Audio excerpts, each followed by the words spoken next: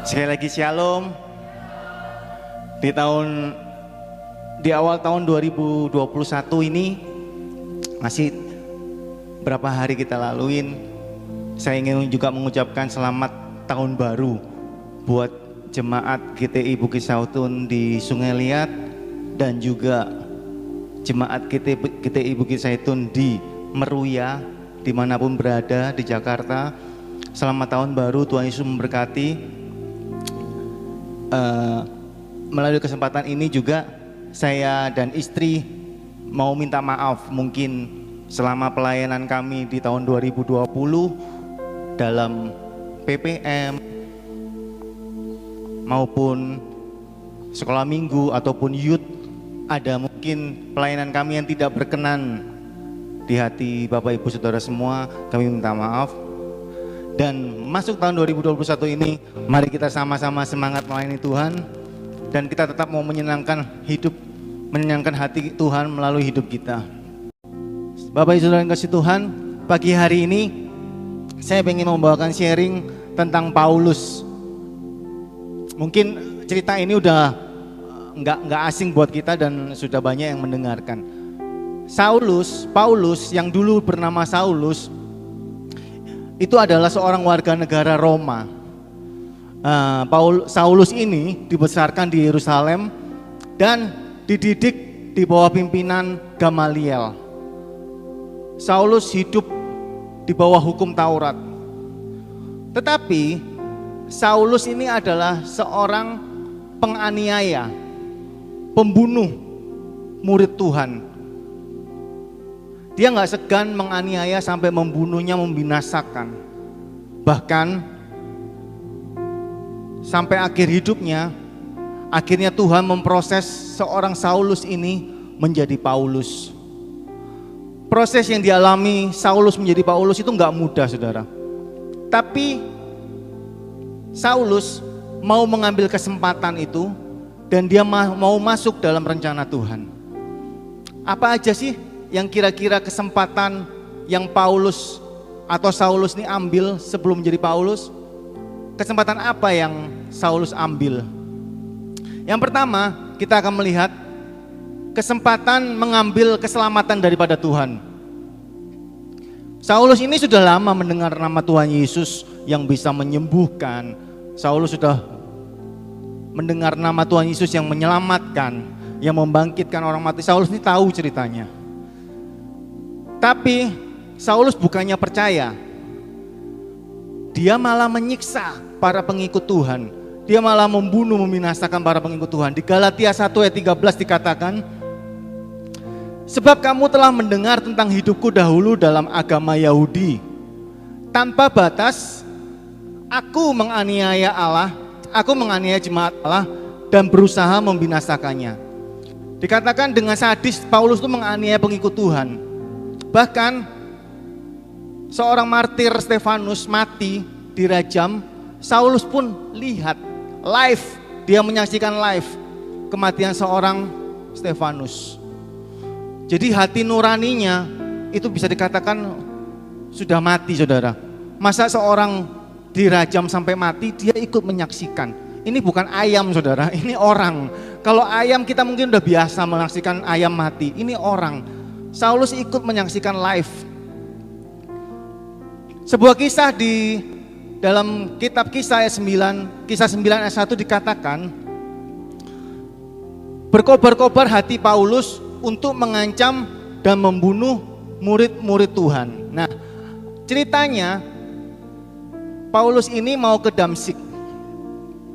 Dia udah mengantongin surat izin penuh dari majelis-majelis Yahudi. Untuk apa, saudara? Untuk menyiksa dan menangkap para pengikut Yesus. Jadi dia datang itu dengan kekuatan penuh, dengan kuasa penuh, dengan otoritas penuh. Tetapi ketika di tengah jalan, tiba-tiba Tuhan menampakkan dirinya kepada Paulus melalui sinar. Tiba-tiba sinar yang terang, yang begitu terang di tengah jalan, dan Paulus terjatuh. Ada suara yang berkata, Saulus, Saulus, mengapa engkau menganiaya aku? Dengan ketakutan Saulus menjawab, "Siapakah engkau Tuhan?" Lalu kata Tuhan, "Akulah Yesus yang engkau aniaya itu. Tetapi bangunlah dan pergilah ke dalam kota, di sana akan dikatakan kepadamu apa yang harus kau perbuat." Nah saudara, Paulus tahu suara itu adalah suara Tuhan Yesus. Nah, saya ambil contoh, misalnya ya, si A tidak suka sama si B. Saya nggak nyebut nama, tapi taruhlah si A tidak suka dengan si B. Contohnya si A sama si B aja ya. Mereka saling nggak suka. Tiba-tiba saling bencilah. Tiba-tiba si B ini mengajak makan si A misalnya. "Yuk A, makan ke rumahku yuk." Kira-kira kalau kita jadi A, kita mau nggak saudara? Mau nggak kira-kira saudara? Kita ini musuhan lah, pokoknya nggak sapaan, pokoknya nggak seneng. Tiba-tiba nggak ada angin, nggak ada hujan, si B ini ngundang kita, "Yuk makan yuk ke rumah." Secara manusia saya pun pasti nggak mau. Wah, jangan-jangan saya diracun nih di rumah si B ini. Atau jangan-jangan di B udah disiapkan pasukan, disiapkan sekelompok orang untuk merajam saya sampai mati. Saya pasti menolak ya. Tapi seorang Paulus, dia tahu loh saudara, suara yang di jalan itu adalah suara Tuhan Yesus. Di sini dikatakan, "Akulah Yesus yang kau aniaya itu." Tapi Paulus mengambil momen, mengambil kesempatan untuk menerima keselamatan itu. Dia bisa aja di tengah jalan dia bilang, "Ayo kita pulang, kita balik." Enggak jadi ke Damsyik. Kita balik, mataku buta, aku nggak bisa ngelihat, kita pulang aja. Tapi enggak saudara. Dia nggak berpikir negatif tentang Tuhan Yesus. Ketika Tuhan Yesus nyuruh masuk ke dalam, apa yang diperbuat Saulus? Dia nurut. Nah, disitulah momen Saulus menerima keselamatan dari Tuhan Yesus. Sampai di kota itu, 3 hari lamanya Saulus nggak bisa lihat. Dia nggak bisa makan, nggak bisa minum. Dan selama itu juga dia berdoa. Singkat cerita, Tuhan mengutus Ananias untuk mendoakan Saulus waktu itu saudara. Nah, Saulus menerima keselamatan dari Tuhan di tengah kondisinya yang jelek. Dia seorang penganiaya, dia seorang pembunuh murid Tuhan. Tapi itulah hebatnya Tuhan kita. Dia nggak mencari orang yang hebat, dia mencari sampah, dia mencari orang yang dianggap rusak oleh dunia, dan dia menawarkan keselamatan. Mungkin cerita Saulus yang dulu itu sama dengan kehidupan kita, yang ketika kita pertama kali mengenal keselamatan, mengenal yang namanya Yesus. Kita dipanggil ketika keadaan kita masih hina. Mungkin kita dulu adalah seorang pemabuk, penjudi, tukang gosip, tukang berantem, tukang ngireng. Maunya otot terus yang maju, gak mau kalah. Akhirnya Tuhan memanggil kita masuk dalam bilangan keselamatannya. Di Roma 5 ayat 8 dikatakan,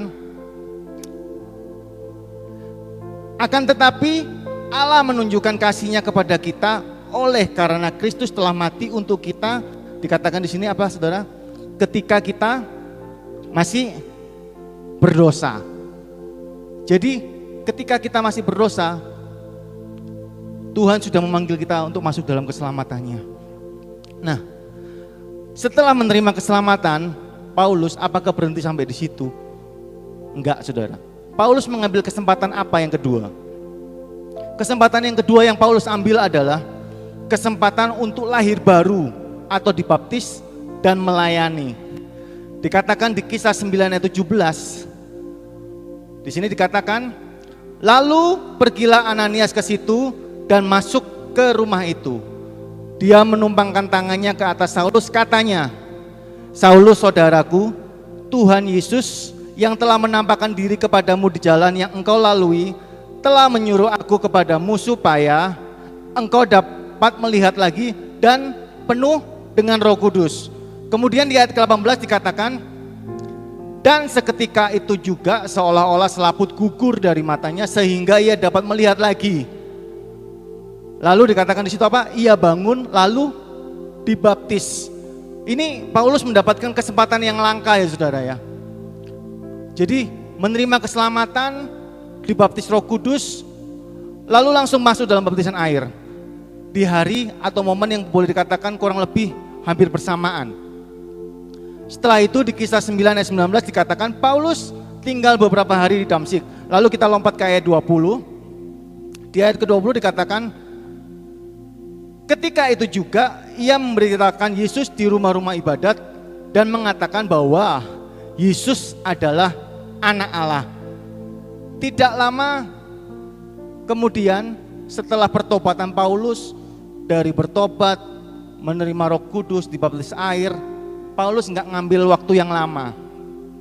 Dikatakan di situ di ayat 20, ketika itu juga ia memberitakan Yesus di rumah-rumah ibadat. Jadi Alkitab mencatat ketika itu juga. Jadi momen ketika itu juga itu tidak lama saudara. Paulus mulai menyaksikan bahwa Yesus itu anak Allah. Proses yang sangat cepat. Dari menerima keselamatan, dibaptis, terjun dalam pelayanan. Mungkin banyak orang Kristen yang menolak kesempatan untuk melayani Tuhan. Mereka ngulur-ngulur waktu. Ada yang ngerasa, oh aku gak cukup waktunya, aku gak punya waktu untuk melayani. Atau aku gak mampu, hidupku itu terlalu kotor, aku terlalu hina untuk melayani. Mungkin juga saudara, ada orang Kristen yang melayani Tuhan harus ditekan dulu. Dalam arti Tuhan ngasih pencobaan, Tuhan ngasih kesulitan dulu. Dalam kesulitan mulai orang Kristen ini bernasar, Tuhan, kalau Tuhan menyembuhkan aku mau masuk dalam pelayanan. Tuhan, kalau Tuhan menolong anakku, aku baru mau melayani Tuhan. Jadi ada momen dipaksa dulu, ditekan dulu, baru dia menyerahkan diri. Oke Tuhan, kalau Tuhan menolong keluargaku, aku mau melayani Engkau. Tapi enggak, berbeda dengan Paulus saudara. Ketika dia sudah mengalami yang namanya keselamatan, mengalami yang namanya jamahan Tuhan, baptisan air, Roh Kudus, enggak lama dia langsung menyerahkan diri untuk masuk dalam pelayanan, untuk memberitakan Yesus di rumah-rumah ibadat. Paulus sadar bahwa hidup itu adalah kesempatan dan dia nggak mau membuang kesempatan itu saudara. Karena dia tahu kesempatan itu nggak datang dua kali. Di Filipi 1 ayat 22a dikatakan, tetapi jika aku harus hidup di dunia ini, itu berarti bagiku bekerja dan memberi buah. Tahun 2020 sudah hilang, sudah lewat kesempatannya. Sudah kita lalui 3 hari. Banyak cerita, banyak kenangan di tahun 2020. Ada yang mungkin senang, ada yang mungkin kecewa. Ada juga yang bercerita, wah untung ya aku ngambil kesempatan untuk melayani di tahun 2019 di acara Natal. Kalau enggak di tahun 2020 Natalnya sepi, aku enggak punya kesempatan melayani. Untung 2019 aku udah ngambil kesempatan itu melayani. Ada yang mungkin cerita, oh kecewa, aduh kenapa tahun 2019 aku enggak mau waktu itu disuruh ngambil pelayanan Natal 2019. Sekarang 2020 kita Natalnya adem ayem, sepi-sepi, tidak ada acara. Kita nggak tahu saudara sampai kapan kesempatan itu ada dalam hidup kita. Bahkan kedepannya kita nggak tahu Natalan kita versi apa. Semuanya masih blank. Tapi kesempatan yang sudah lewat itu nggak bisa lagi kita ambil. Kesempatan yang sudah lewat ya udah lalu begitu aja. 2020 jadi cerita, jadi sejarah, jadi kenangan. Seringkali juga mungkin Bapak Gembala, guru-guru sekolah minggu, pemimpin PPM, pemimpin youth, mulai ngajak saudara untuk masuk dalam pelayanan. Saya ambil contoh namanya si Parman aja lah ya. Di sini nggak ada namanya si Parman ya. Si Parman ketika umur 12 tahun sudah baptisan, mulai ditawarin, yuk masuk dalam pelayanan, yuk mulai melayani Tuhan, ikut dalam pelayanan. Si Parman yang masih kecil mulai menjawab, aduh Pak, aduh Bu, aduh C, aduh Ko, aku masih kecil. Aku malu tampil di depan, aku malu melayani. Nanti ya, kalau aku udah SMA, aku mungkin lebih pede, aku mungkin lebih berani untuk melayani. Ketika masuk SMA atau SMU, si Parman kembali lagi ditawarin oleh Bapak Ibu Gembala, sudah nggak ada Ibu, Bapak Gembala, guru-guru sekolah minggu ataupun pemimpin PPM, mulai tawarin lagi masuk dalam pelayanan SMU. Aduh, SMU lah banyak tugasnya. Aku harus ikut les Mandarin, les Inggris, les komputer, les menjahit, les memasak. Nggak cukup lagi bagi waktunya, udah terlalu banyak. Nanti ya, sabar ya, kalau aku sudah lulus SMA, mungkin waktu kerja aku punya banyak waktu, aku bisa menukarkan waktuku dengan pelayanan. Ketika sudah masuk kerja, si Parman yang sudah mulai tumbuh dewasa mulai diajak lagi, yuk Parman pelayanan. Aduh, bosku nyuruh lembur terus, nggak bisa untuk latihan BPM, nggak bisa untuk nyiapin sekolah minggu, nggak bisa untuk nyiapin youth. Suruh lembur terus, kalau nggak lembur gajiku dipotong. Atau mungkin si Parman yang buka usaha, aduh banyak orderan Pak, Kang tahunnya akhir tahun awal tahun numpuk,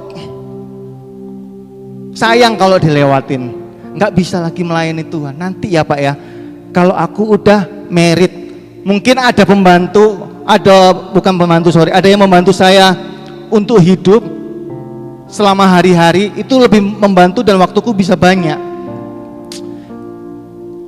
Parman udah dewasa dan merit, ditawarin lagi, aduh Pak, kula punya anak, Bapak tak lihat kantong mataku nih Pak, lah kayak kantong mata Doraemon, begadang Pak, anakku aktif, 1 bulan lah pajak merangkak,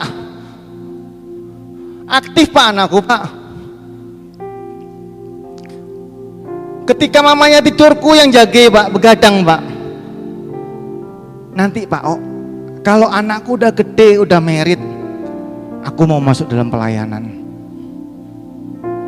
Si Parman terus bertumbuh menjadi seorang, dan akhirnya anaknya merit. Ketika anaknya udah merit dan punya anak, berarti si Parman udah kakek, udah punya cucu. Yuk Parman melayani Tuhan. Pak, Bu, C, Ko, anakku pegawai, cucuku 2 orang nih tinggal sameku, lebih aktif daripada bapaknya, lebih hiperaktif daripada bapaknya yang dulu. Akulah yang ngerawat cucuku nih 2 orang nih. Cuman ada waktu Pak, nggak ada waktu. Nanti kalau cucuku lah besar. Akhirnya cucu si Parman udah mulai besar, dan si Parman udah menginjak usia 70 tahun. Kembali tawaran itu ditawarin, Parman yuk masuk ke dalam pelayanan. Pak, lah umur 70 Pak, dengarlah kasih yang muda-muda aja Pak ya, kasih yang generasi-generasi muda Pak. Aku mau melayani di mana? Penerima tamu, tanganlah gemeter Pak, nggak bisa lagi senter tangannya Pak. Atau melayani di sekolah minggu, lah mulai pikun Pak, nggak bisa lagi ngafal-ngafal toko-toko Alkitab. Apalagi pelayanan PPM, jantungku lah tidak kuat Pak, dengar suara musik yang berdentum-berdentum tuh Pak. Apalagi Bapak Arnold kalau main drumnya kenceng, Bapak Evan betot bassnya kenceng, jantungku pacak lon Pak. Sampai akhir hidupnya si Parman nggak pernah masuk dalam pelayanan. Parman melewatkan kesempatan itu loh. Beda dengan Paulus saudara. Begitu Paulus bertobat, dia nggak buang kesempatan itu. Seketika itu juga dia masuk dan terjun dalam pelayanan. Setelah masuk dalam pelayanan, Paulus mengambil kesempatan apa yang berikutnya? Kesempatan yang ketiga, kesempatan untuk menderita karena Tuhan. Bapak Ibu Saudara yang kasih oleh Tuhan, dari awal Paulus sudah dipilih Tuhan untuk menderita karena namanya. Settingan atau pengaturan pelayanan Paulus adalah untuk menanggung penderitaan oleh karena nama Tuhan. Di kitab Kisah Para Rasul 9 ayat 15 sampai 16 dikatakan, tetapi firman Tuhan kepadanya, pergilah, sebab orang ini adalah alat pilihan bagiku untuk memberitakan namaku kepada bangsa-bangsa lain serta raja-raja dan orang-orang Israel. Ayat ke-16 dikatakan, aku sendiri akan menunjukkan kepadanya betapa banyak penderitaan yang harus ia tanggung oleh karena namaku. Digarisbawahi, penderitaan yang harus ia tanggung oleh karena namaku. Dan ditambah lagi di depannya banyak penderitaan. Jadi bukan sedikit, saudara. Settingan Paulus untuk masuk dalam pelayanan itu adalah banyak menanggung penderitaan. Waktu Tuhan berbicara kepada Ananias, saya yakin Ananias itu juga menyampaikan kepada Paulus ya, meskipun di Alkitab nggak dicatat. Tapi saya yakin Ananias itu nggak diam-diam. Mungkin dia bicara versi kita sekarang ini, lus-lus. Tuhan tuh bilang sama saya, kalau kamu disuruh memberitakan namanya ke bangsa-bangsa, raja-raja dan orang-orang Israel, tapi kamu bakal menderita dan disiksa, lus. Kalau saudara dan saya berada di posisi Paulus, kira-kira mau nggak saudara? Udah tahu settingan pelayanan itu disiksa. Kalau saya pribadi, saya bilang sama Tuhan, Tuhan tunggu dulu, disiksa macam apa nih Tuhan?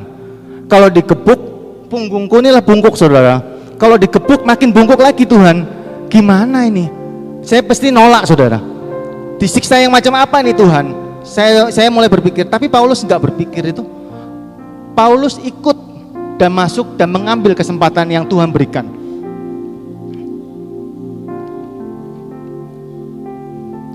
Karena Paulus tahu dan sadar kalau disiksa oleh karena kebenaran, oleh karena nama Tuhan, itu adalah suatu kemuliaan.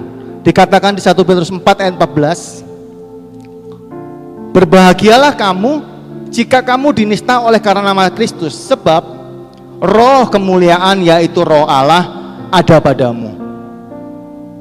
Sebuah cerita saudara, ketika Paulus berada di Listra, Paulus bertemu orang yang lumpuh yang dari lahirnya. Orang ini ikut dan mendengarkan khotbah Paulus. Singkat cerita, Paulus ini menyuruh orang ini untuk berdiri, untuk bangkit berdiri, dan oleh kuasa Tuhan melalui Paulus akhirnya orang ini disembuhkan dan bisa berdiri. Singkat cerita, orang-orang Yahudi di kota itu menghasut untuk melempari Paulus dan melempari Paulus dengan batu dan menyeret Paulus untuk keluar dari kota. Nah, setelah dilempari, mereka menyangka Paulus ini sudah mati. Akhirnya mereka meninggalkan. Tetapi dikatakan di sini Paulus bangkit lagi dan masuk ke dalam kota itu. Kisah 14 ayat 19 sampai 20. Mari kita baca. Tetapi datanglah orang-orang Yahudi dari Antiokhia dan Ikonium, dan mereka membujuk orang banyak itu memihak mereka. Lalu mereka melempari Paulus dengan batu dan menyeretnya keluar kota, karena mereka menyangka bahwa ia telah mati. Ayat 20 dikatakan, akan tetapi ketika murid-murid itu berdiri mengelilingi dia, bangkitlah ia lalu masuk ke kota. Keesokan harinya berangkatlah ia bersama-sama dengan Barnabas ke Derbe. Jadi Paulus barusan dilemparin batu nih, sampai dikira orang sudah mati, tapi Paulus nggak kapok. Dia berdiri lagi dan masuk ke dalam kota itu karena tugasnya belum selesai, dan dia tahu bahwa disiksa itu adalah kemuliaan. Paulus sadar bahwa dia dipanggil untuk menderita karena nama Yesus. Setelah menderita, Paulus nggak tinggal diam. Oh ya udah, aku menderita, aku disiksa, masuk dalam penjara. Ya udah, karena nama Tuhan aku masuk dalam penjara, nggak bisa berbuat apa-apa lagi. Enggak, saudara. Paulus mengambil kesempatan yang keempat. Paulus di dalam penjara pun tetap bekerja, belajar, dan menjadi berkat. Jadi meskipun dalam penjara, Paulus mengajarkan kita untuk bisa bekerja, belajar, dan menjadi berkat dalam segala keadaan. Bukan hanya ketika kita diberkati Tuhan, bukan hanya kita mengalami pertolongan Tuhan, bukan hanya ketika kita mengalami senang, kita bisa bekerja dan menjadi berkat. Bahkan Paulus mengajarkan dalam kondisi apapun, dia tetap bisa menjadi berkat. Sebuah cerita, singkat cerita, Paulus dan Silas ini dimasukkan dalam penjara, saudara. Ketika di penjara, Alkitab mencatat dia nggak ngoceh, dia nggak ngomel, dia nggak menggerutu. Tetapi Alkitab mencatat di Kisah Rasul 16 ayat 25, mari kita baca sama-sama. Tetapi kira-kira tengah malam, Paulus dan Silas berdoa dan menyanyikan puji-pujian kepada Allah, dan orang-orang hukuman lain mendengarkan mereka. Bapak, Ibu, Saudara yang kasih Tuhan, tengah-tengah malam itu kira-kira enaknya tuh ngapain, saudara ya? Tengah-tengah malam tuh kira-kira pukul 11 atau pukul 12 tengah malam ya. Kita kebiasaannya apa nih? Tidur ya. Kalau enggak nonton drakor, kalau enggak main game ya. Enaknya tuh kan lagi gitu ya, tengah-tengah malam kebiasaan kita adalah kalau enggak tidur ya nonton, main game, atau enggak kongke-kongke, ngemil, itu asik. Tapi enggak yang dilakukan Paulus. Tengah-tengah malam, Paulus apa yang melakukannya? Apa yang dilakukannya? Paulus memuji Tuhan. Dan dikatakan orang-orang hukuman lain itu mendengarkan mereka. Berarti Paulus menyanyinya enggak pelan, kenceng.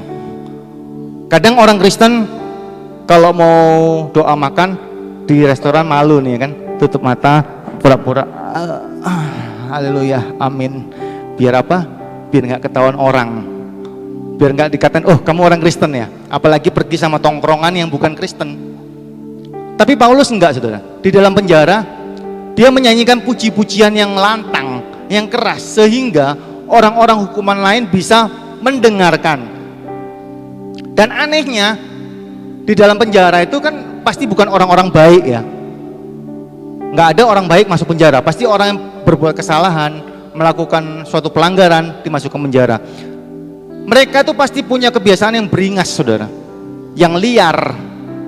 Ketika mereka mendengarkan Paulus bernyanyi, dia nggak marah loh, dia nggak komplain, nggak ada yang bilang, "Oi berisik, mau tidur, tengah-tengah malam nyanyi, di luar sana kalau mau nyanyi." Nggak ada yang komplain gitu, saudara. Di sini dikatakan bahwa mereka bukan sekedar mendengar, bukan sekedar dengar, tapi ada awalan mendengarkan. Berarti dengan kata lain, para hukuman ini kepo. Ada sikap aktif yang dia lakukan, kepo, mendengarkan. Beda ya, kalau saya dengar Vina main musik, saya cuma dengar. Tapi kalau saya mendengarkan, apa sih kira-kira musik yang dia mainkan ini? Nangkep ya perbedaannya, saudara ya. Jadi dengar dan mendengarkan suatu perbedaan.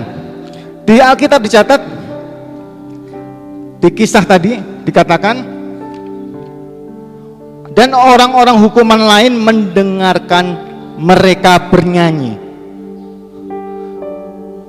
Artinya nyanyian Paulus yang dilakukan Paulus dalam penjara, Paulus dan Silas ini menjadi berkat buat orang-orang hukuman lain.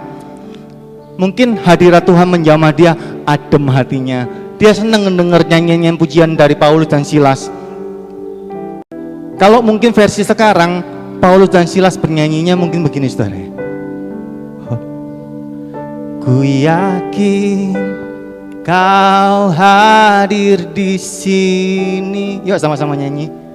Ku rasakan kuasa yang tak terbatas.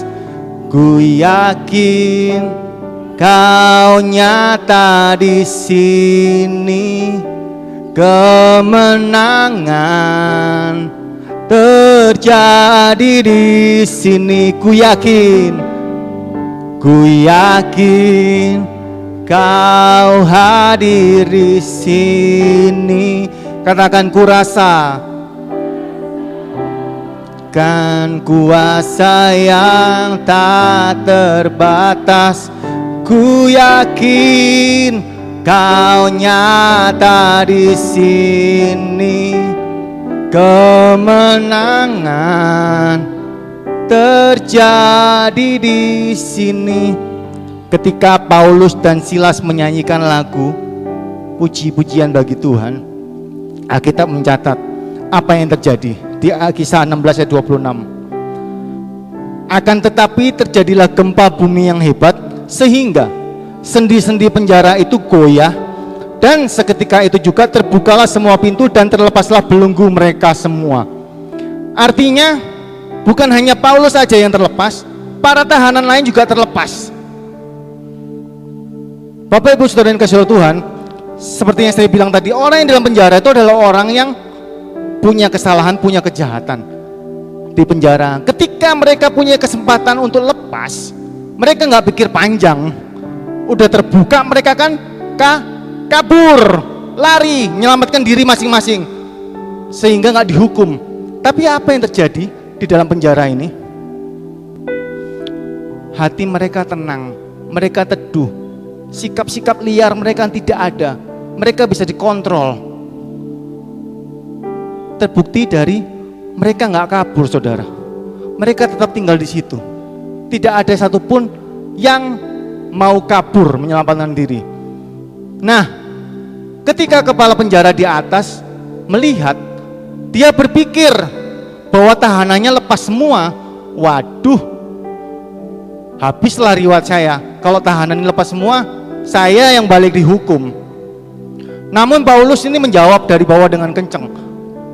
Kepala penjara ini udah mau bunuh diri, saudara. Paulus menjawab dari bawah dengan kencang. Mungkin Paulus ini juga ada keturunan bangka ya. Dia teriak-teriak, "Oi, jangan bunuh diri. Kami semua masih ada di sini, tidak kabur." Kalau bukan orang bangka berarti suaranya nggak nyampe, saudara. Di Kisah Rasul 16 ayat 27 dikatakan, ketika kepala penjara itu terjaga dari tidurnya dan melihat pintu-pintu penjara terbuka, ia menghunus pedangnya hendak membunuh diri karena ia menyangka bahwa orang-orang hukuman itu telah melarikan diri. Tetapi Paulus berseru dengan suara nyaring, katanya, "Jangan celakakan dirimu, kami semua masih ada di sini." Paulus mengatakan kami semua, berarti lebih dari satu, kami semua. Nah, kepala penjara ini yang punya ketakutan bahwa tahanannya akan kabur.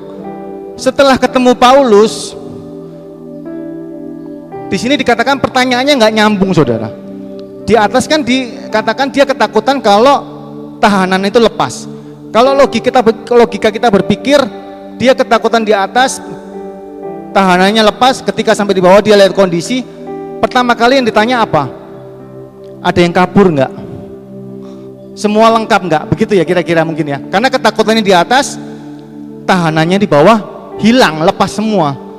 Tapi ketika kepala penjara ini ketemu Paulus, pertanyaannya nggak nyambung. Yang dia tanyakan, bagaimanakah aku bisa selamat? Hadirat Tuhan di tempat itu mungkin terasa begitu kuat, bukan hanya menjamah para tahanan. Ketika kepala penjara itu turun ke bawah, dia langsung juga dijamah Tuhan, dan dia mau juga merasakan keselamatan daripada Tuhan. Dikatakan di Kisah Rasul 16 ayat 30 sampai 31, ayat 30 dikatakan, ia mengantar mereka keluar sambil berkata, "Tuan, Tuan, apakah yang aku harus berbuat supaya aku selamat?" Jawab mereka, "Percayalah kepada Tuhan Yesus Kristus, dan engkau akan selamat, engkau dan seisi rumahmu." Hadirat Tuhan yang begitu kuat di penjara membuat para tahanan itu tenang dan membuat kepala penjara itu bertobat. Wow. Dan seketika itu juga kepala penjara dan keluarganya memberi diri untuk dibaptis. Dikatakan di ayat 32, lalu mereka memberitakan firman Tuhan kepadanya dan kepada semua orang yang ada di rumahnya. Ayat 33, pada jam itu juga kepala penjara itu membawa mereka dan membasuh bilur mereka. Seketika itu juga ia dan keluarganya memberi diri untuk apa, saudara? Dibaptis. Luar biasa ya Paulus ya. Paulus tetap menjadi berkat di penjara. Saya mencatat ada 3, mungkin banyak, tapi saya akan mencatat 3 yang dia lakukan di tahanan, di penjara untuk menjadi berkat adalah yang pertama, tahanannya nggak lari, para hukuman yang lain nggak lari. Yang kedua, kepala penjara nggak jadi bunuh diri, itu berkat Paulus. Yang ketiga, seisi keluarga kepala penjara diselamatkan juga karena oleh karya Paulus di dalam penjara. Di penjara Paulus tetap berkarya. Alkitab mencatat 14 kitab dari 27 kitab di Perjanjian Baru itu ditulis oleh Paulus. Sekitar kalau saya hitung 51,58% dari kitab Perjanjian Baru itu ditulis oleh Paulus. Setengah lebih. Sebenarnya Paulus ini adalah rasul yang terakhir ya, yang diselamatkan ketika Yesus sudah berangkat ke surga, sudah naik ke surga. Dengan kata lain, Paulus ini lebih terlambat bertobatnya ketimbang Petrus, Yohanes, Yakobus, dan murid-murid Tuhan yang lain. Paulus ini terlambat bertobatnya. Tapi Alkitab mencatat bahwa dia yang menulis setengah lebih kitab di Perjanjian Baru. Dalam 1 Korintus 15 ayat 9 sampai 10, 15 ayat 9 sampai 10 dikatakan ke ayat 9, karena aku adalah yang paling hina dari semua rasul. Paulus bilang, aku ini paling hina dari semua rasul, bahkan tidak layak disebut rasul, sebab aku telah menganiaya jemaat Allah. Ayat 10 dikatakan, tetapi karena kasih karunia Allah, aku adalah sebagaimana aku ada sekarang, dan kasih karunia yang dianugerahkannya kepadaku tidak sia-sia. Sebaliknya, aku telah bekerja lebih keras daripada mereka semua, tetapi bukannya aku, melainkan kasih karunia Allah yang menyertai aku.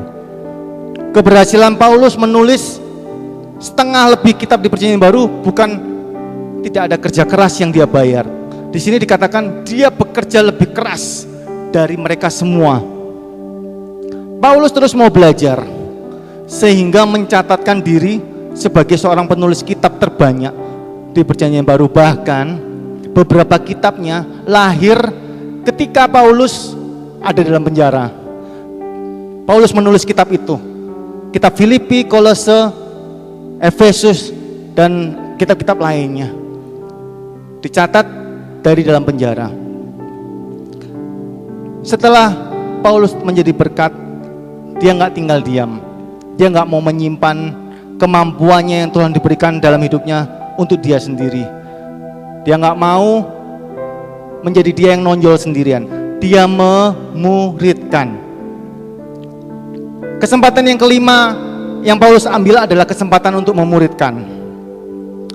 Paulus dicatat mempunyai banyak murid di Alkitab. Dalam pelayanannya ada beberapa. Di antaranya itu Priscilla dan Aquila, Timotius, dan ada beberapa yang lainnya. Dalam memuridkan, Paulus berani menyuruh para muridnya untuk mencontoh teladan hidupnya, sama seperti dia mencontoh teladan Kristus. Kembali lagi, Paulus mencatatkan diri sebagai satu-satunya rasul yang berani ngomong, ikutlah teladanku, sama seperti aku mengikuti teladan Kristus. Mari kita baca di 1 Korintus 11 ayat 1. Jadilah pengikutku sama seperti aku juga menjadi pengikut Kristus.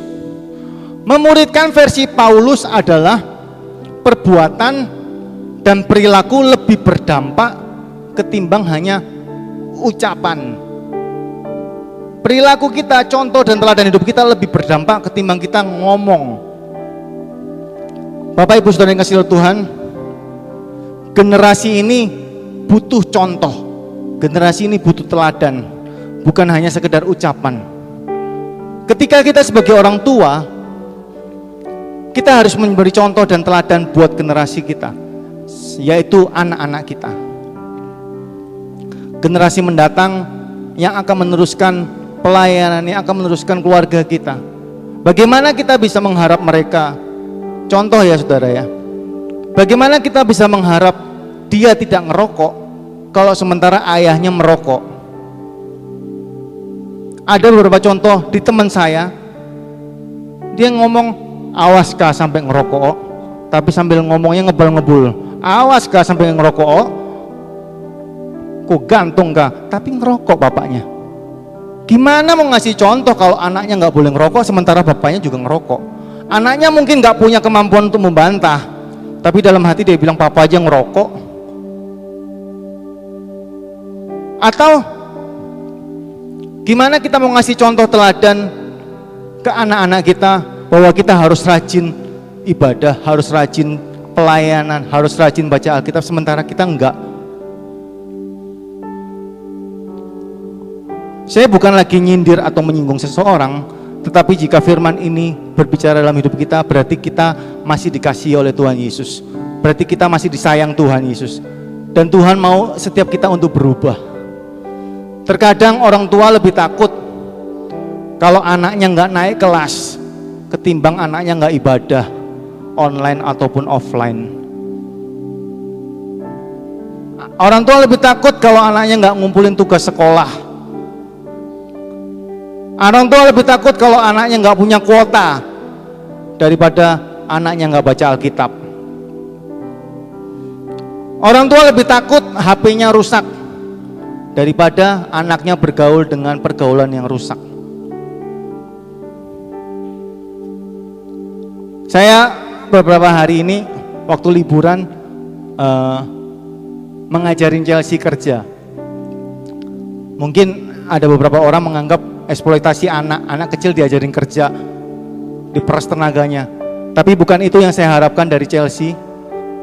Saya mengajari Chelsea bekerja untuk melatih bahwa dia ya inilah kejamnya dunia, inilah keras dunia. Kalau kamu nggak rajin, kamu ya nggak makan. Kalau kamu nggak mau berusaha, kamu nggak akan dapat. Itu yang saya pengen ajarkan.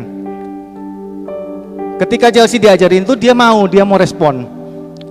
Kalau dia nggak mau juga saya nggak bisa paksa, karena anak kecil kan. Masa saya paksa, harus bangun, kerja, saya cambuk, wah kejam amat saya jadi orang tua. Tapi karena Chelsea merespon, saya ajak terus kerja. Pertama kerja saudara, habis makanan di toko saya dimakan sama dia. Es krim lah, minuman lah. Sebagai orang tua, kita nggak mungkin ngelarang ya. Wah, anak sendiri masa makan gitu, hitungan. Gimana ya perasaan orang tua ya? Makan. Mau ambil apa? Karena dia udah rajin ya saudara. Saya ngelihat anak rajin aja, apa yang kamu mau? Udah makan, minum. Tapi kok makin hari makin banyak yang ingin diminum saudara. Ini banyakkan makan daripada kerjanya. Akhirnya saya mulai berpikir, bukan masalah soal kasih sayang, tapi saya juga harus mengajarkan kepada dia nilai uang. Saya harus mengajarkan kepada dia yang kamu makan itu ada harganya, yang kamu makan itu ada nilainya. Akhirnya saya mulai bilang, Chelsea boleh makan, Chelsea boleh ambil, semua makanan di toko ini boleh, tapi satu, potong gaji. Chelsea punya gaji saudara, setiap hari punya gaji di toko. Jadi saya mengajari dia untuk mendapatkan uang, ya kamu harus kerja. Kamu nggak bisa tiap hari cuman main-main, nggak. Kamu kerja, cari uang, dan kamu mendapatkan gaji. Kalau kamu mau makan, ada nilai yang kamu bayar. Hari itu kamu nggak dapat gaji. Jadi dia mikir saudara, kalau saya kerja seharian sekitar 2-3 jam di pagi itu, saya cuma dapat minuman. Kok sayang kata Chelsea ya, cuma dapat minum. Iya, kalau kamu udah minum atau makan es krim, kamu nggak dapat gaji. Akhirnya dia mulai berpikir, enggak sayang, gajiku ditabung aja. Ini memang benar-benar keturunan Cina saudara, asli keturunan Cina. Dia tahu artinya loi. Murni. Saya mengajarkan itu bukan karena saya kejam, enggak. Seiring berjalannya waktu dia mulai seneng. Setiap akhir minggu gajiannya utuh, gajiannya ungkul. Nih buat kamu ditabung, ini buat kamu ditabung. Akhirnya dia mulai ngerti nilai uang. Dan lebih pinternya, dia kerja sekarang, dia nggak ngambil minuman di toko. Dia bawa dari rumah, nyeduh susu dulu, nyeduh kopi dulu, bawa roti yang di dapur ke toko, biar gaji saya nggak dipotong. Jadi dia bawa bekal, tapi itu pelajaran yang saya harus ajarkan. Dia bawa bekal di rumah, dia nyeduh susu, dia ambil roti, ada makanan apa hari itu, dimasukin tempat, supaya di toko pagi-pagi nggak kelaparan. Bapak Ibu Saudara sekalian kasih Tuhan, Paulus dengan berani memberikan contoh hidupnya, dan dia menyuruh murid-muridnya untuk meneladani hidupnya seperti dia meneladani Kristus. Berarti dia nggak main-main, saudara. Kalau sampai dia berani ngomong itu, dia menjaga hidupnya, dia menjaga tingkah lakunya, nggak main-main, saudara. Yang keenam, sampai akhir hidupnya, Paulus mengambil kesempatan untuk mempertahankan keselamatannya. Setia sampai akhir. Memilih setia sampai akhir. Ketika Paulus menuliskan ikutlah teladanku sama seperti aku mengikuti teladan Kristus, itu ditulis sebelum Paulus meninggal. Artinya, kalau Paulus tidak mempertahankan keselamatannya sampai akhir, maka tulisan itu bagi kita sekarang nggak ada artinya. Kita baca tulisan itu, ikutlah teladanku sama seperti aku mencontoh teladan Kristus. Bohong, Paulus saja nggak setia sampai akhir, nggak ada artinya, saudara. Kita mencatat satu-satunya rasul yang berani menulis itu sampai akhir hidupnya. Contohlah aku seperti aku menulis teladan Kristus adalah seorang Paulus. Di 2 Timotius 4 ayat 7 sampai 8 dikatakan, ayat ke-7, aku telah mengakhiri pertandingan yang baik, aku telah mencapai garis akhir dan aku telah memelihara iman. Ayat ke-8, sekarang telah tersedia bagiku mahkota kebenaran yang akan dikaruniakan kepadaku oleh Tuhan Hakim yang adil pada harinya. Tetapi bukan hanya kepadaku, melainkan juga kepada semua orang yang merindukan kedatangannya. Kalau saya mencatat Paulus mengambil 6 kesempatan ini, mungkin banyak, saudara. Tapi ada beberapa yang saya nggak catat, dan saya hanya mencatat 6 kesempatan yang Paulus ambil dalam hidupnya. Sampai akhirnya dia tetap setia. Mari Bapak Ibu Saudara yang kasih oleh Tuhan, masih banyak kesempatan ke depan yang akan kita hadapi. Yang lalu 2020 biarlah berlalu, dan kita nggak bisa mundur dalam waktu yang sudah berlalu itu. Kedepannya mari kita sama-sama siapkan hati kita, kita siapkan kemampuan kita ketika kesempatan itu datang dalam hidup kita, dan kita mulai mengambil. Jangan kayak si Parman, saudara. Sampai akhir hidupnya si Parman gak pernah masuk dalam pelayanan. Kita gak tahu kesempatan itu ada gak dalam hidup kita untuk kedepannya dalam melayani Tuhan. Tapi ketika kesempatan itu datang dalam hidup kita, mari kita pergunakan kesempatan itu dan kita mulai ambil, sehingga kita gak pernah menyesali apa yang sudah terjadi dalam hidup kita. Dan sampai akhirnya kita kedapatan tetap setia dalam Tuhan.